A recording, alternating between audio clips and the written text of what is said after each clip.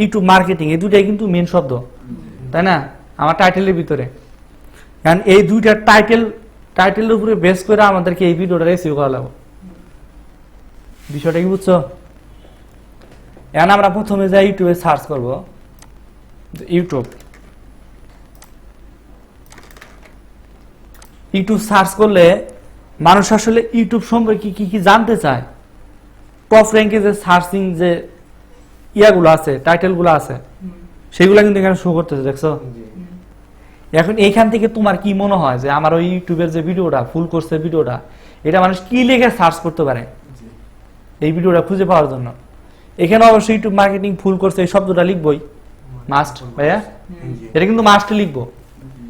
যে ধরো আমি এখানে এই যে ইউটিউব মার্কেটিং ফুল কোর্স, এটা ক্লিক করলাম, এই টাইটেলটা আমি কপি করলাম,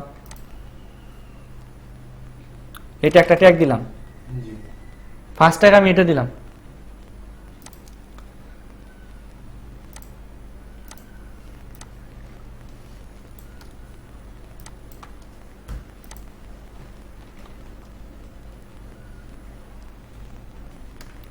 এখন আমি ইউটিউব মার্কেটিং লিখবো, ইউটিউব লিখে কিন্তু একটা নিলাম, তাই না? মার্কেটিং।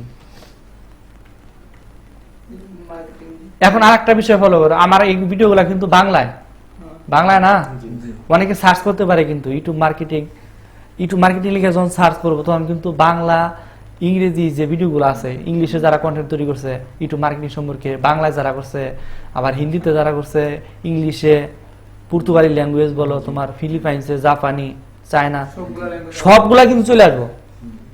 আর যদি পার্টিকুলার আমি একটা ক্যাটাগরি দিয়ে দেই যে বাংলা এখানে ইউজ করি আমরা, তখন যারা বাংলা ভাষাভাষী আছে, যারা বাংলায় সার্চ করবে, যে ইউটিউব মার্কেটিংটা যদি বাংলায়ও সার্চ করে, তখন যাতে করে আমাদের ভিডিওগুলো শো করে, মানে আমার যে ভিডিওটা আপলোড করলাম সেটা যাতে শো করে, তাই না? এই জন্য আমরা এখান থেকে YouTube marketing full course Bangla এই টাইটেলটা কিন্তু আমরা নিতে পারি, ট্যাগ হিসেবে ব্যবহার করতে পারি। তাহলে আমাদের হলো কি দুইটা ট্যাগ হলো।